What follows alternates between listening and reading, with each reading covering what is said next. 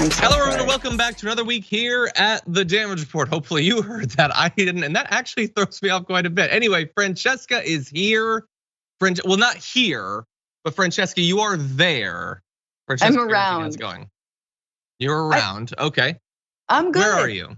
Oh, I'm in Boston, Massachusetts. I don't know if you heard of it. Nice. The streets are paved in, red coat blood. So I know. no. I love that. Look, they elect Michelle Wu, a progressive, and instantly progressives start moving across the country to Boston. Oh yeah, baby, Boston's back. It's good to be here. I hope everything's okay. Technically, I'm like very scared. I did something wrong. I'm sure that you did. Anyway, we're very glad to have you here. Mondays are exciting times at the Damage Report. People are turning themselves into the authorities.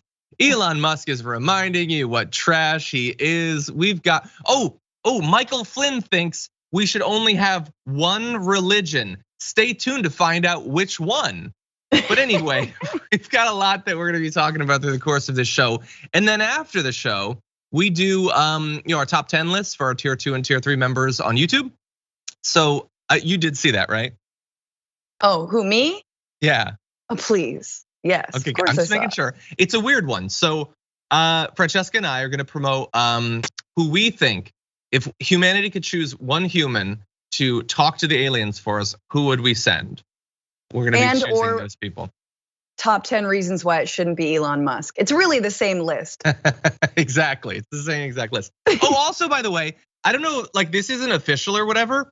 It is the 1 year anniversary of us having YouTube members. So thank you to everybody who signed up on that first day during the pre-show. We were getting a bunch of those like 12-month reminders. So thank you, everybody. It's a fun little community. We've done more than 50 top 10 lists. We've done a dozen Q&As with all of you, and it's been really fun. So thank you for helping support the network and the show in that way.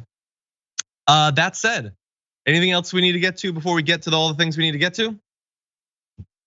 I don't know, dude. I mean, the Bituation Room is tomorrow instead of last night. So stay tuned for that on my YouTube channel at Franny Fio.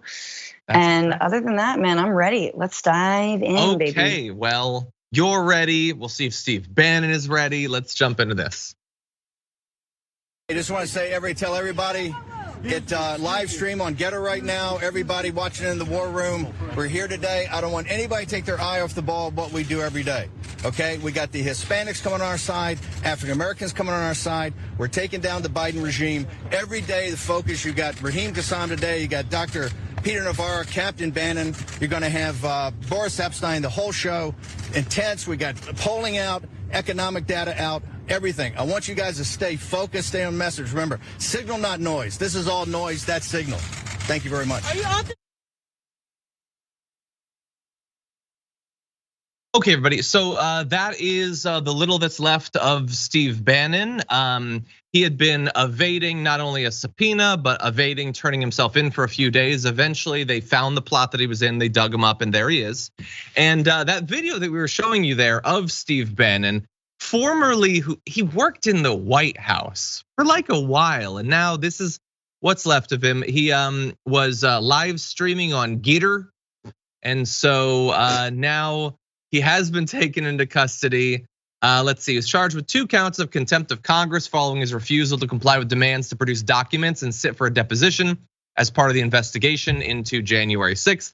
Each count of contempt of Congress is a misdemeanor punishable by up to 1 year in jail and a maximum fine of $100,000. We will see what ends up coming from literally any of that. But last month he had been asked to comply with a subpoena and he chose not to, very much chose not to. He said at the time that he didn't have to because his communications with Trump are protected by executive privilege, despite Bannon not even working in the federal government at the time of the insurrection. Like, hadn't he been fired years earlier? Trump had been bad mouthing him for years. He's still, even his private stuff that isn't with Trump is supposed to be under executive privilege after being fired years prior. That is an expansive definition of executive power. But let's bear in mind that that is the conception of executive power Republicans have while they are in charge. What do you think, Francesca?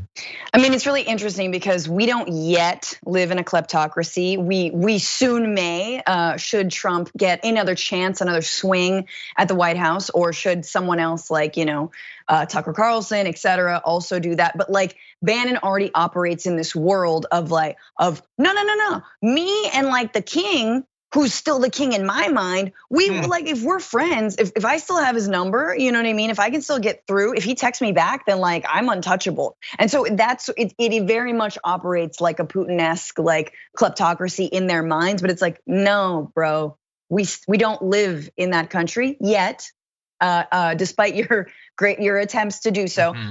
I gotta hand it to him. He knew that the optics of him being dragged out by I don't know whom, the feds, would look bad.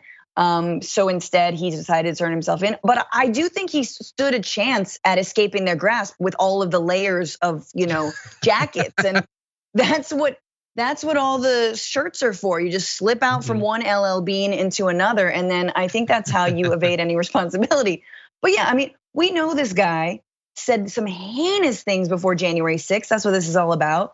He said something like, what? This is where we kill the Biden administration in the cradle? I know we're gonna get to more details, but yeah, hey, good for him on turning himself in and live stream away, baby. Get her done. Yeah, exactly. It's just, I love the 3 black shirts with the 3 black pens. Okay, so here's the thing. He's got 3 black shirts on, he's got 3 black pens. I have no idea what it means. I don't think anyone watching this knows what it means, but I think we can probably guess. In some form online, it means murder all the Democrats, I'm sure. Do you doubt that that's like 3 pens at that angle means in March, they're gonna kill Christie Teigen and Kamala Harris? Like, does anyone doubt that that is what that means to 7 million Americans? Anyway, let's see. The funny thing is, back on Friday, right before it was announced that he would have to serve himself for justice, he was doing a show called Bannon's War Room. Again, doesn't support the insurrection, just hosts a war room. Anyway, we're taking action, and that action is we're taking over school boards. We're taking over the Republican Party through the precinct committee strategy. We're taking over all the elections. Suck on this. I think Piranha have sucked on all of that. It just looks like something's been nipping at his flesh and taking out little bits. But yeah, they want to take over everything. He sees this as a part of it, turning himself in. So Francesca's totally right. I'm sure from his point of view, this is an optics win. How dare, like they're taking this guy in. He's trying to stand up to like their power. But also bear in mind at the same time, he didn't have to comply with the subpoena like you would. You could not go a month without doing that. And then finally, once they said you're gonna be charged, he was like, yeah, I'll turn myself in on Monday. Do you think you get to like take a nice, long, relaxing weekend before? And so again, it's this ridiculous thing where simultaneously they are shielded by layers of LL Bean and privilege, and yet they're the ones fighting against the deep state. He could take a vacation. He could go to Mexico before he serves himself. And you could not. It's ridiculous, the double standard there. Yeah. Yeah.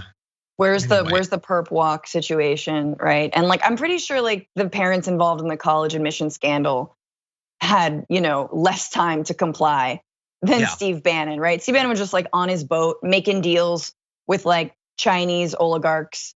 He's behind the scenes. It's very scary. Like Bannon has this like bizarre world order plan. I mean, he has crazy, I don't know, plans in his brain to, take over Western Europe and restore it to Western civilization. He's been like consulting with right-wing populists, supposed populists, the world over. So the guy really does like freak the hell out of me. So when he says things, like this is just the beginning, don't get distracted. I'm like, God, you're a joke, but he's almost the least. He's the least joke of the entire Trump administration because the guy is pretty committed. Open about it. He's pretty open and he's pretty committed to his like, hey, what if we just have like a white ethno state in the future and we call it populism, but mostly it's fascism. Yeah, they got some elements of fascism. I think largely economically, they just want feudalism back again. They just want a royal aristocratic class that rules everything, that controls everything. That's what they want.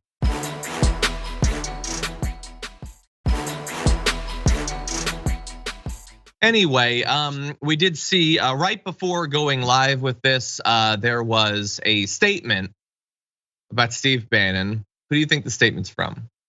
What does your gut say? You feel a cold chill crawling up your spine. Who's it from? A statement about Steve Bannon. It's from Trump. Oh, so I was going to say Alex Jones. Sorry. That's true. No, he has his own legal troubles today, actually, which we're not going to be covering. But Donald Trump put out this statement. This country has perhaps never done to anyone what they have done to Steve Bannon, and they're looking to do it to others also. They subpoenaed him and he didn't comply with it. So he's facing contempt of Congress. Look, I'm not even gonna Google it. That's definitely happened before. That's not the first time. If they would be so tough with China, Russia, and the world, now we want them to be tough with Russia, who no longer respects us, maybe our country would not be failing at a level at which we have never seen before. He never says anything when he's talking. We never talk about making our capital C country great, and it's now heading in an unthinkable direction with the Afghanistan withdrawal, open borders, inflation, woke everything, and so much more. The USA is a radicalized mess. Well, you had me at the end there. I do think you've got a point about the radicalized mess. I don't know about the woke everything. And man, does he want the Afghanistan withdrawal to still be in the news. I know, yeah. Well, my favorite part about that is that he doesn't say that much, but he totally said something pretty revealing. He was like, and Russia, who doesn't respect us anymore, which is a big old hat tip to his buddy Putin, like a little bit of a see, because when I was groveling and was saying slapping his wrist playfully and saying, don't spy on us and hack our elections again. He took me very seriously. The fact that I am essentially a puppet and he helped me get elected, that's when he takes our country seriously. When we just do everything that he wants. It's just so funny, who doesn't respect us anymore? Oh my God. Yeah, I don't think he gets how respect actually works. Anyway, Bannon has now turned himself in, and already the threats are coming in from the right. That how dare you take down this good man, Steve Bannon? We're gonna do the same to you. And so let's see, Elise Stefanik says for years, Democrats baselessly accused President Trump of weaponizing the DOJ. In reality, it is the left that has been weaponizing the DOJ the entire time. From the false Russia hoax to the Soviet-style prosecution of political opponents. You know the DOJ, full of leftists. But anyway, we've been in charge secretly. Francesca actually runs half of the DOJ. And so we already had power with it and we were taking them out. Let's see. Representative Jim Jordan says Joe Biden has eviscerated executive privilege. There are a lot of Republicans eager to hear testimony from Ron Klain and Jake Sullivan when we take back the House. Well, see, the difference there is that they work for Biden. Bannon was a right-wing podcaster who did not work for Trump anytime near when these communications were going on. Let's see. Lauren Boebert says, now that Democrats have started these politically motivated indictments for contempt of Congress, I look for, why is that capitalized? I look forward to seeing their reactions when we keep that same energy as we take back the House next year. And really fast, I don't doubt that, yeah, they're going to do all sorts of nonsense to fill the time and not have to actually talk about what's going on in America. But I love that Lauren Boebert thinks that when they take over, she's gonna be a core part of the taking over of Congress. They don't, that's not how they see you, Lauren Boebert. I really don't think. My fifth child in the front seat of my pickup truck. Okay, no. They'll send you out there to get the right fired up a bit. I don't think they're giving you power, really. I look, there's a lot of chuckleheads and jokers in the Republican Party, including in Republican leadership. But if you could get on a recording Republican leadership talking about Marjorie Greene, Matt Gaetz, Madison Cawthorn, Lauren Boebert, you think that they're no, this is seriously the future of our party. We need to groom them. They will lead us someday. I severely doubt that. You know why? Okay, this is just a total aside, but it's so cruel. Why? Obviously they're jokes and what they're saying makes no sense, but they're just taking cues from people with far more power than them. They've been taking cues from people like Stephen Miller and like Donald Trump. The difference is that they're women and according to Trump, I'm sure, are like a 6 at best. You know what I mean? Like it's totally because they're like not hot enough. They're not going to be part of the inner circle. You've got to pass the Ivanka hotness test, and if you do, then I mean, I'm not even joking. Like it's so like tell me if I'm wrong or not. I'm totally not wrong. They're saying the same crap. They're just like, no, I feel like I wouldn't keep her in the pageant of Miss Universe. So. Well, look, if your theory is that they are rabidly misogynistic, I think that there is reason to believe that you are right. Yeah. But I do think that they probably see Matt Gaetz and Madison Cawthorn exactly the same. It's like these are people that we can put on Fox News and they'll say something crazy and ignorant that like will get the base fired up, but they don't like we've seen in response to the charges against Matt Gaetz, like he's popular on Fox News, but even they were willing to judge him. That doesn't mean that they respect him inside of the party. Yeah, I mean, so we'll see how that right-wing squad develops over time. But yeah, there's definitely some misogyny, but I do think that there are also some male members that would be lumped in by leadership in the same way. For sure, no, you're right. I mean, Matt Gaetz is a little bit like I wouldn't touch him with a 10-foot pole, given what he's embroiled in right now. That's true. But what I'm gonna say about Boebert and her, like the blowing this out of proportion, he's been held in contempt of Congress for not turning over documents on the January 6th investigation. Yeah. Like this is not and not sitting for an interview as they investigate what happened. That's all that's going on right now. So it's like y'all, do you understand what January 6th actually was? Clearly they do not. On the other foot, oh my God, what would have happened and what would be happening had Democrats had actual, so-called Antifa, whatever, it doesn't matter, but had Democrats tried to overturn an election? Are you kidding me? Yeah. So that's all we're doing. It's not like anyone's gonna hold Bannon accountable for all the things. Mark my words, we're gonna find out everything he said, we're gonna find out everything he did, but just like all of the crimes and all of the things that he was doing while he was in like assisting Trump in national security, he's not been held accountable for that. He's not going to be held accountable for what happened on January 6th either. Again, our supposed deep state, right? The DOJ is an incredibly conservative institution, right? Robert Mueller, an incredibly conservative, a lifelong Republican. So let's not fall into the trap. Yeah. What? Yeah, no, he's Robert Mueller, longtime lefty Republican. Yeah, longtime Antifa supporter. Yeah, and look. So Lauren Boebert there. By the way, Matt Gaetz tweeted out #Team Bannon. Late breaking comment from Steve Bannon. Dude, don't lump me in with you. I don't want. I'm going to jail, but like I have standards. Anyway, Lauren Boebert's like, we're gonna do the same thing, and of course there are. Like, by the way, they already did. They did their hearings for was like 3 years about Benghazi. And here's the thing: if you're in charge, you can hold hearings. You can do that, and you can enforce subpoenas. And we as commentators can weigh how serious you actually are about this material. How opportunistic is it? We get to do that. The thing is, nobody buys that they 3 years after Benghazi were that, like they're just really aggrieved by it. It was obviously a political thing that they felt could do damage to Hillary Clinton. That is indisputable at this point. With this, there is a slight difference with January 6th. Like we just found out that months after the insurrection, the president was taking the side of the potential lynchers of his vice president. We didn't find out that like 4 months after Benghazi, like Hillary Clinton was asked, well, they were saying hang Americans, and Clinton was like, well, that's just common sense, basically. They're very mad, and I understand that. Like, there is a difference. Everybody thought Benghazi was bad.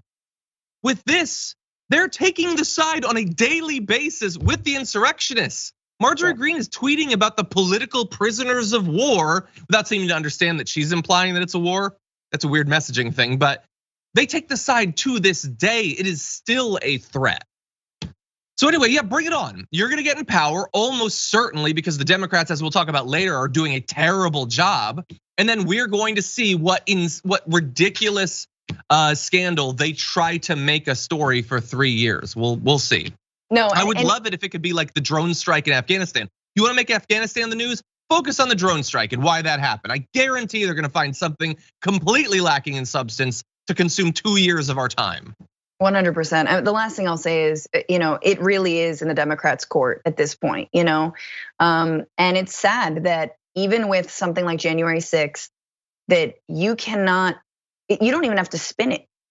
Your party is so weak, your rhetoric is so hollow, your convictions so loose, your willingness to change and to commit to actually helping people is so thin that you can't even capitalize on this moment where the other party tried to overturn a Democratic election. You're losing the rhetoric on this. Wow, it's so sad. And here's the thing: when I understand that Biden wanted to move forward and actually get legislation passed, and we see how that's going, right? We see how that's stalling. We see how that's being stripped for parts. But the January 6th stuff, just even in speaking about it, right? Let's say you don't want to talk about the pandemic anymore because people are tired. They think you're, a tyrannical vaccine mandate, whatever. Okay, you don't have to talk about the pandemic, but why not talk about what happened on January 6th over and over and over again? Remind us, and they don't. Yeah. It's this whole we're moving forward, not looking back, trying to be Obama, and that failed Obama. Not like looking forward from the Bush administration failed Obama. And does we're in the remember same what mess we got after Obama? We got Trump after Obama. Absolutely. And it is, it's a longer conversation, but it is absolutely a reflection of the failure of the Democratic Party and led by Obama to actually counter and to stake claim on the narrative that like the Republican Party is the one who indebted this entire country with trillions of dollars in foreign wars. Hello? Yeah. And now you're letting the right claim that? Come on. Yeah, you're right. Okay, buddy, we are gonna go to our first break. I do wanna let you know though, we have to fix a small little technical problem. So it's gonna be a full slated break and whatever, but we will be reading your comments and super chats and all that a little bit later on. So stick around, we'll be back in a few.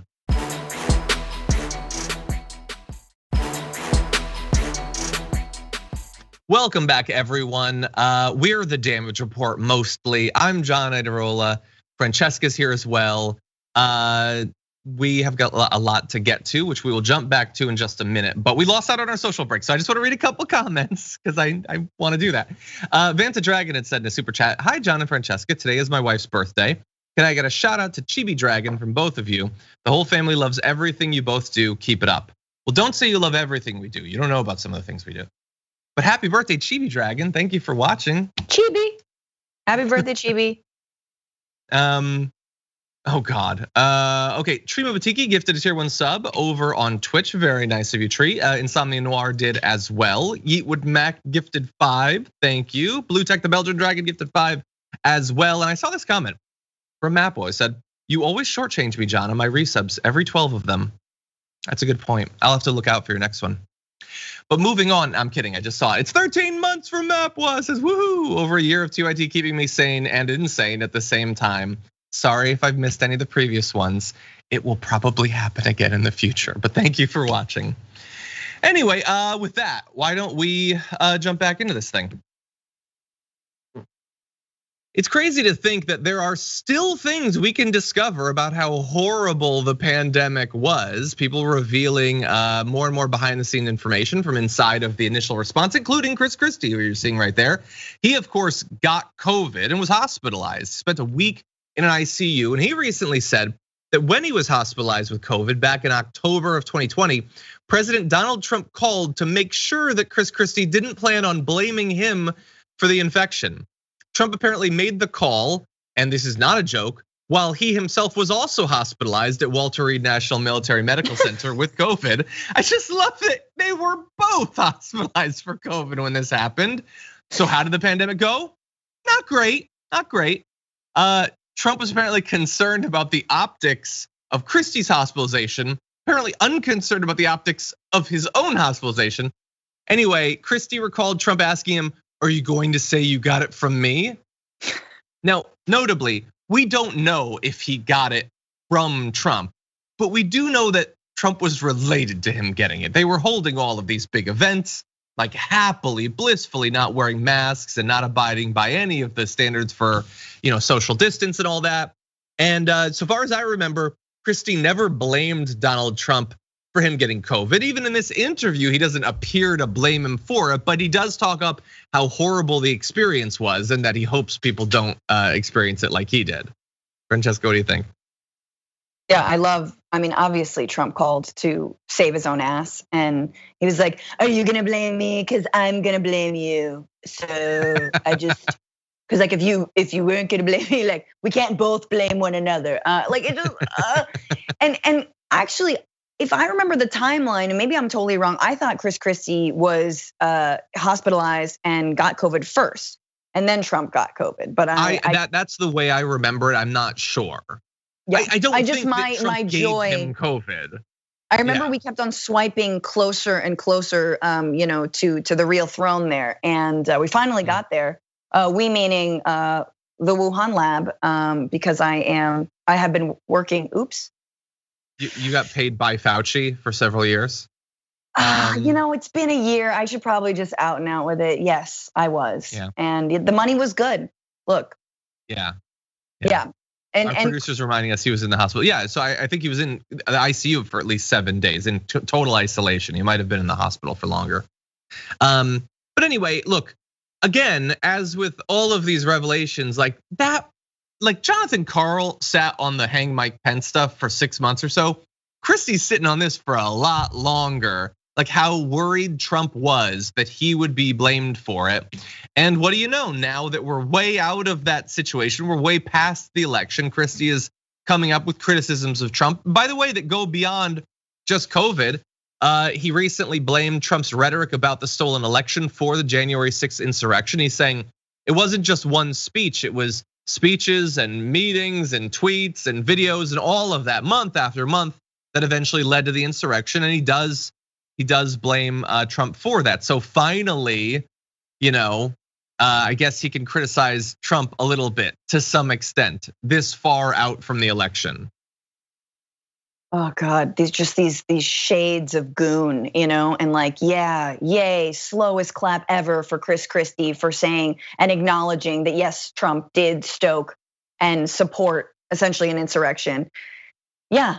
Okay, cool, man. Yeah, are you, what's next for you, buddy? You gonna try and win the nomination of the Republican Party? No, you're not gonna get it.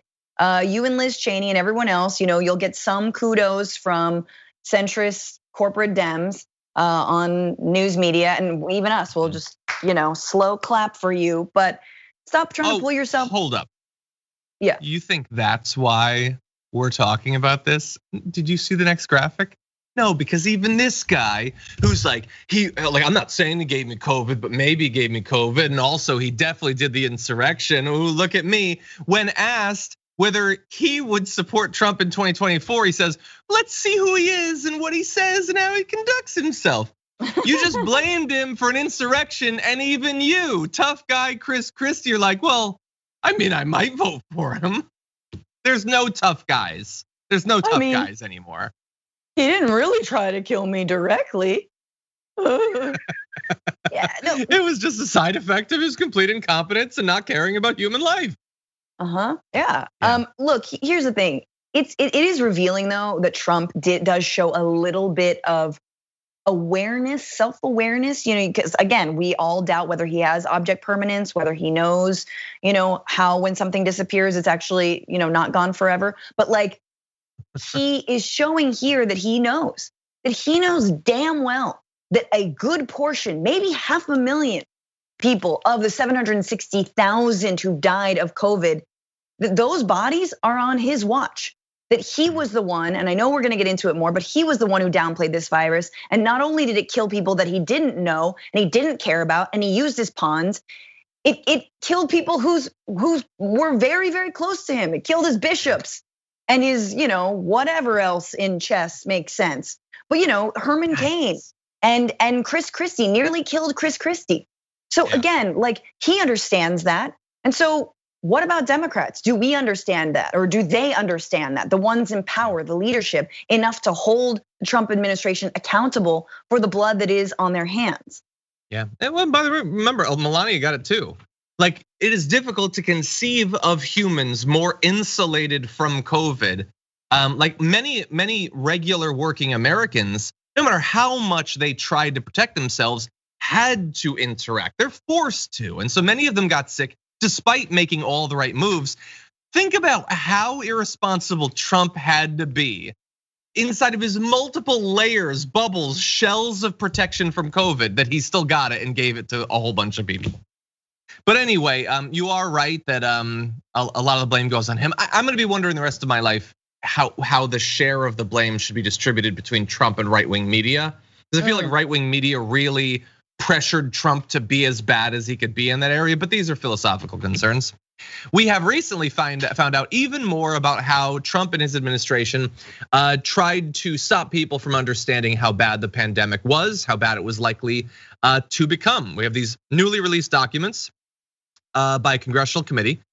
We found out just last Friday that there are emails and transcripts with former senior CDC officials about the White House's attempts to sideline the agency at critical moments at the beginning of the US outbreak. Like, everybody knows that into the outbreak, they started doing this more and more. And then you had the demonization of the CDC from right-wing media, but it began very early. The emails and transcripts detail how in the early days of 2020, Trump and his allies in the White House blocked media briefings and interviews with CDC officials, attempted to alter public safety guidance normally cleared by the agency, and instructed agency officials to destroy evidence that might be construed as political interference, which that is multiple layers of interference. You're interfering and then trying to cover up the interference as well. So anyway, as CDC learned more and more about the spread of the disease, how bad it was and all that, they wanted to hold briefings about mask guidance and other issues. Their requests were denied, and why not? Trump and his administration didn't want people to think this was going to be serious. They wanted to roll the dice and hope that against all odds, we would be the one country in the world that it wouldn't hit, and they weren't going to allow meetings early on that in theory could have resulted in us being prepared months in advance for how COVID was likely to spread, but then that might signal to people that it was gonna be bad, and he doesn't want that going on. So again, the decisions they made as an administration were designed to protect them politically, not you in terms of your public health. And this is what Joe Biden needs to be saying every single day. And forcefully, let's get some of that like malarkey energy. Let's get some of that,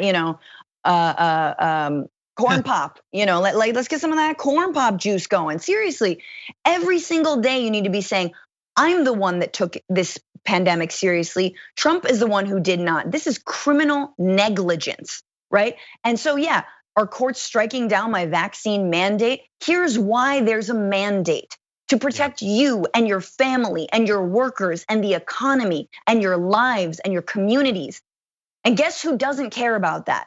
Donald Trump and the entire right-wing apparatus does not care about that. I don't want to hear it in the back rooms. I don't want to hear it in little snippets and little snide remarks to different journalists. I want Biden out in front saying that, not looking down at his hands, not looking down at the floor, into cameras every single day.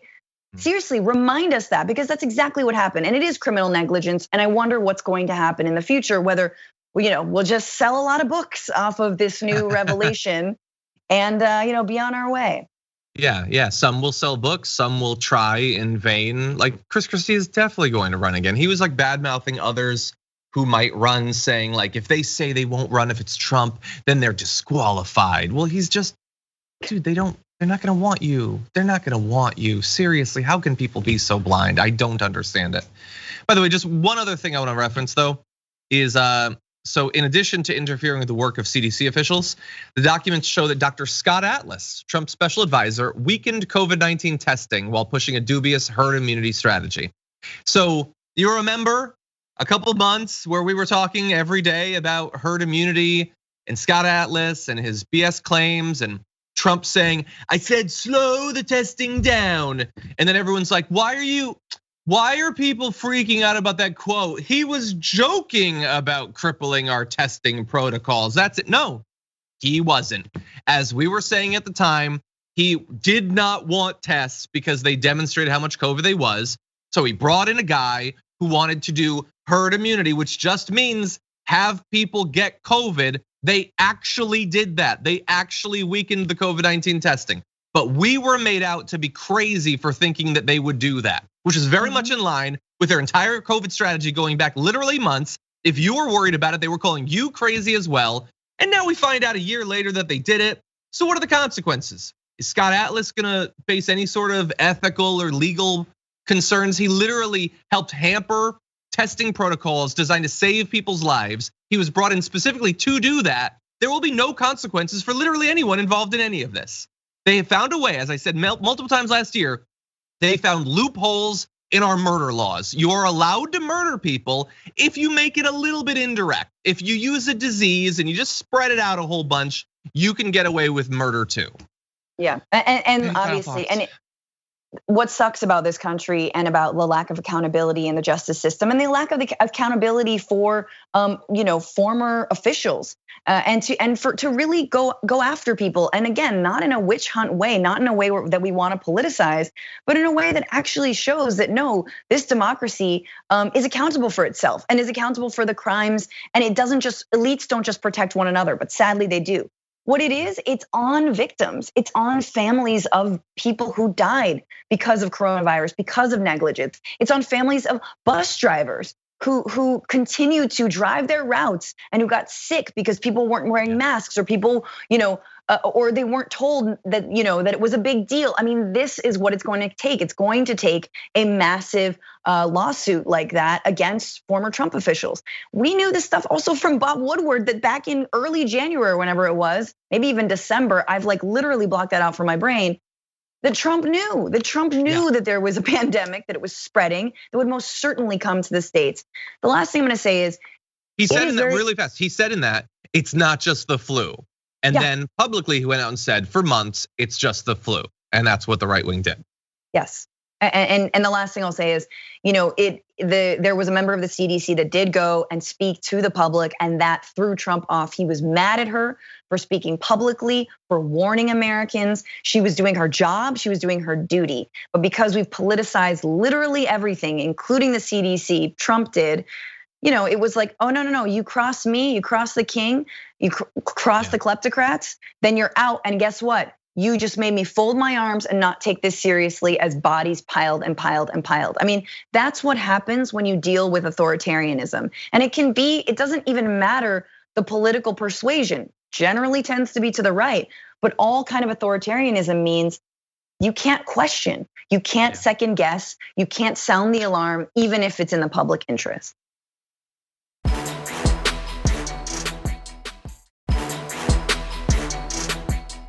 We are rapidly running out of hours, so we're gonna try to get through these next two stories. We will be reading some of your comments in a little bit, but I wanna make sure that we deliver on all of this insane news. So let's jump right into this video.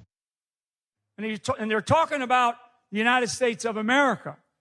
Talking about the United States of America, because when Matthew mentioned it in the Bible, he wasn't talking about the physical ground that he was on. He was talking about something in the distance. So if we are gonna have one nation under God, which we must, we have to have one religion, one nation under God and one religion under God, right? All of us together, working together.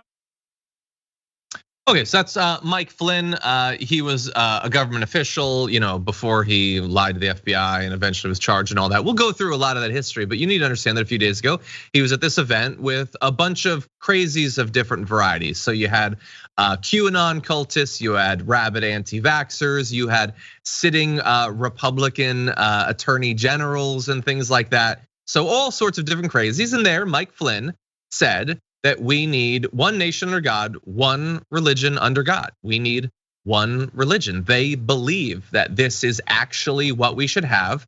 I really wish that he'd been more specific, Francesca, in that video about which one it was gonna be. I mean, there's so many great contenders for which religion he might mean, different pros and cons for them. But whatever it is, I'm guessing Jainism at this point, we would only have the one. So what do you think? Yeah, I mean, look, I think Scientologists are like, is it us? Is it our turn? Xenu? No, look, first of all, Scientologists actually believe in the vaccine. So honestly, they're doing one better than MAGA folks and Trumpers. Let's be real about this. These are folks who actually believe in like a volcano and aliens that live inside that are gonna be released one day. And then we'll all get our own private unit, like world. Anyway, I don't know. But yeah, look at the base. Look at what's happened. And so then you got clowns like Christie coming out, and even clowns like Liz Cheney coming out and pretending like this isn't the Republican Party that we've all witnessed lose its mind over the last, I don't know, 5-6 years, very much longer than that. But this is what they've done. And they get crazier and crazier and more obsessed and more cultish. And yes, it all has to do with the cagey words and the like very thinly veiled words around like Christian white identity, Western civilization. The United States is 70% Christian. For those who identify as religious, what more do you want? I think you got it on lock, buddy. I don't know. It's not enough. They want, look, because again, it's not about them looking out at the current state of Christianity and evaluating it versus what they want it to be. It is no matter how Christian our society is, and they will at times say, of course we should be Christian because all of our values are Christian, our history is Christian. So they're admitting that it overwhelmingly is the dominant religious influence. It also has to be victimized at all turns. They have to simultaneously be the undisputed champions, and they're coming for you at all times. They took your Christmas. Do you know that? That's one of the sort of ridiculous hypocrisies at the heart of all of this. But anyway, look, it's insane. It's unconstitutional. He's a former government official, former military officer to be saying this. To say that we should have the one is to say we shouldn't have the others. And obviously there, he has no interest in Islam or anything like that. But also Judaism doesn't fit into a context where you have the one religion, which is odd. Like if Ilhan Omar breathes funny, we shut down Congress over her comments, but this guy effectively says there should be no Jewish influence anywhere in our society or government. We have the one is ridiculous. But that said, that is what the right wants. So when you have candidates like Josh Mandel tweeting, "We stand with General Flynn" right after this comment and the controversy that it stirred up, it is interesting to note that Mandel's grandfather survived the Holocaust. Like he knows full well how anti-Semitic America is, the world is. And so just standing by as people try to erase the contributions of every non-Christian who has done something for America is ridiculous. But Ilhan Omar also point out these people hate the US Constitution, which obviously does not allow for the insane nonsense that Mike Flynn is saying there. But they double down. They hate the Constitution. They want us to have a Christian fascist state. Josh Mandel went on to say, he tweeted over the course of 2 days, America was not founded as a secular nation, which is just ahistorical nonsense. Yeah. And then freedom of religion does not equal freedom from religion, which is an interesting way to sell your religion, which is you're not free from us. That's very threatening as a sales pitch personally, but that's what they want. They know that that's what their base wants and they will use it. They have a few tools to get their base fired up and they will use them. Yeah, 100%. And one of those tools that is the biggest and actually is not fringe at all is the Supreme Court. And the Christian nationalist agenda is very much bearing the fruit of the Supreme Court nominations that the former president got. And so they're in there and they're licking their chops and they're going after Roe v. Wade. I think they're going to be also going after gay marriage. And I know we think that that's the law of the land. I wouldn't bet on it. Things can get a whole lot worse. So again, it's like we keep getting reminded. It's just a cold splash of water to get reminded of, like, as inept and awful as Democrats are, that my God, the Supreme Court is so important. And so what's Biden's plan? What are you gonna do? You gonna expand that Supreme Court, buddy? Nope. You gonna abolish any student debt? Nope. I mean, it's just, anyway, it's terrifying. He's not gonna get anyone on it. They're gonna block him. No matter what the current state of the, like, Manchin will have an issue with it. They'll punt it for 6 months. The Republicans will take over. He won't get a spot. That's my prediction. Anyway, yeah, and Flynn is out there. Like he was saying, a Myanmar-like coup should happen. He was gifted a gun on stage. He said, maybe I'll go to DC with this. He's threatening to kill people. Like this guy is like there's sitting Republican politicians doing events with him. He could be in the White House again if Trump wins a second term. Like nobody takes any of this seriously. Least of all the people currently in power in the Democratic Party.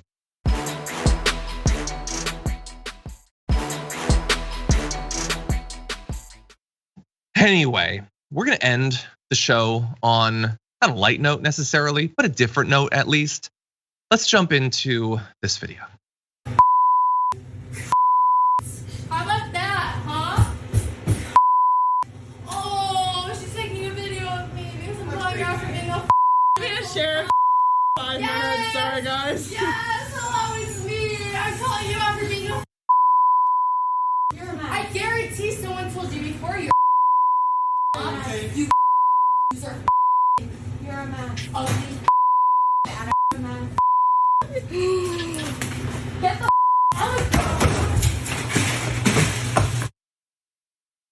Okay, so that was exactly what you think it was. It was a woman, I'm gonna say with a dash of hope, drunk, who didn't want to wear a mask and was asked to, and decided, oh, well, then in that case, my life is now making the life of this worker, someone who's working in food service, as much of a hell as possible. And so she began berating her, calling her all sorts of names. Her vocabulary of swears was limited. There was a lot of repetition, but it was very offensive. And then she decided to swing at this worker who was just trying to enforce a mask mandate that she didn't come up with and might not even support, but it is her job. And it didn't work out so well for her in the end. You know, that's too bad. I do feel though, like out of all these videos, we haven't seen a lot of like Gen Z representation, and she kind of like was giving me some Gen Z vibes, and I was like, okay, Gen Z, go off. I'm trying to, you can, not only following the Karen videos on TikTok, you're trying to be in the Karen videos on TikTok, and like more power to you. Trash is every generation, so there's trash in every single one. Don't blame boomers. Facebook is not their fault. It's just how they keep in touch with their kids. And there's some great boomers out there. So yeah, obviously, a little tingle in my soul when she gets clocked. I'm not gonna lie, because after berating somebody that long and hard, I don't care who you are, especially if it looks like she's like trying to use the bathroom, trying to like, buy a muffin or something. Please, honey, please. Maybe a muffin. I'm thinking of calzone, a late night calzone. Something to absorb the alcohol. Look, which is not, that's a good plan. That's a good plan. Anyway, Shoegaze Dragon George in the comments says, was away from my phone and I was wondering why John was showing a video of a commercial truck backing up. There were a few bleeps in that. But anyway, look, I don't want anyone to get hit. I don't want the anti-vaxxer to get hit. I definitely don't want the person working at a restaurant to get hit. And I hate that one of the things coming out of this pandemic is just like we already treated the working class like garbage in this country. Our government did, and most people did. We're pitted against each other, but we have even less, I don't even, respect isn't the right word. We just less willingness to treat them with any dignity or humanity whatsoever. Whether they're flight attendants, whether they're working a cash register, they're like the front of store at Walmart. We have been just victimizing these people, and they've been sent out there to do this by bad actors in media. And yet we wonder why people don't want to pay. Yeah, we wonder why people don't want to work for minimum wage anymore. Oh my God. One, you should raise minimum wage. And two, yes, no one's getting paid enough to get treated like trash like that. Definitely not. Okay, everybody, we do have more news to get to, so stick around. We're gonna take a short break, but we'll be back after this. Thanks for listening to the full episode of The Damage Report. Support our work, listen ad-free, access members-only bonus content, and more by subscribing to Apple Podcasts at apple.co/TYT. I'm your host, John Adarola. I'll see you soon.